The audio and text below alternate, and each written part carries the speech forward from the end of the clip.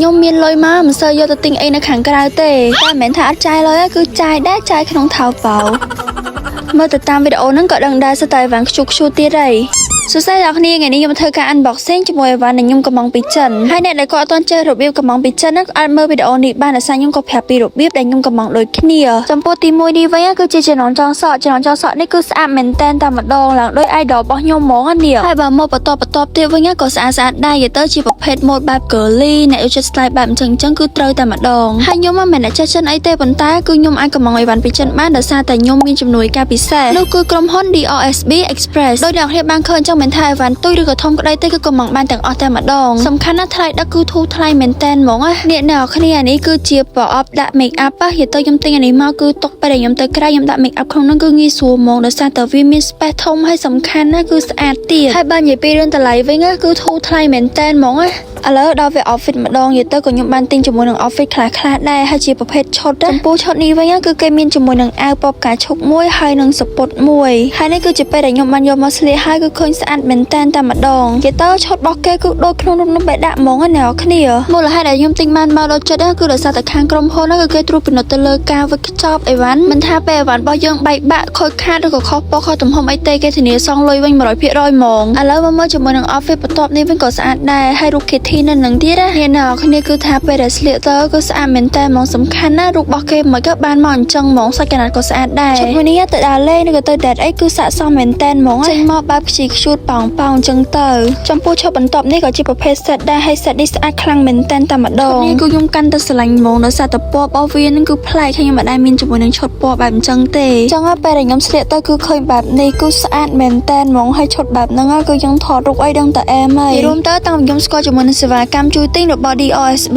មកគឺទិញអីវ៉ាន់បានដូចចិត្តទាំងអស់តែម្ដងព្រោះថាអីវ៉ាន់ហ្នឹងមានរហូតដល់ជាង60លានមុខឯណោះឥឡូវមកជាមួយនឹងឈុតបន្ទាប់នេះវិញគឺបែបភីងអីចឹងទៅខ្ញុំស្រឡាញ់ឈុតនេះអ្នកគ្នាដោយសារតែវាខ្ជូតពេកក៏ហើយបែប picnic ក៏នេះពេលដែលខ្ញុំស្លៀកទៅគឺឃើញស្អាតហ្មងថាជាមួយនឹងសូមជើងវែងទៀតទៅកាន់តែស្អាតទៀតបន្ទាប់ពីលោជាមួយនឹង outfit ហើយឥឡូវចូលដល់វគ្គសូមជើងវិញក៏ខ្ញុំបានទិញជាមួយនឹងសូមជើងវែងទុកមកពាក់ដែរមកគូដំបងនេះចេញមកបែប princess អីចឹងទៅពណ៌សអ្នកគ្នាខ្ញុំទិញសូមជើងឡើងច្រើនគូហ្មងដោយសារតម្លៃធូរថ្លៃពេកក៏អ្នកគ្នាចឹងឲ្យទិញម្ដងកុំឲ្យខាតទិញឲ្យច្រើនបណ្ដោយទៅឥឡូវដល់វគ្គ unboxing ជាមួយចំណងចងសក់ទៀតហើយខ្ញុំស្រឡាញ់មែនតើរឿងចំណងចងសក់ធំអញ្ចឹងព្រោះថាពេលដែលចងទៅឃើញស្អាតដូចក្នុងរូបនេះអញ្ចឹងហើយខ្ញុំទិញម្ដង4ហ្មងអ្នកគ្នាម៉ូតវិញស្ទើរម៉ូតខ្ជូតទាំងអស់អ្នកគ្នាឃើញខ្ញុំទិញកញ្ចក់កញ្ចក់ដោយសាររបៀបទិញហ្នឹងក៏វាមិនទៅពិបាកអីណាដែរដោយដំបូងឡើយអ្នកគ្នាត្រូវតែ download ជាមួយនឹង app ថៅប៉ៅហើយនឹង app DOSB មកហើយគ្រាន់តែអ្នកគ្នាចូលទៅក្នុងថៅប៉ៅដើម្បីរកជាមួយនឹងទំនិញឬក៏អីវ៉ាន់ដែលអ្នកគ្នាចង់បានហ្នឹងបន្ទាប់មក copy link របស់ទំនិញហ្នឹងយកទៅផាសនៅក្នុង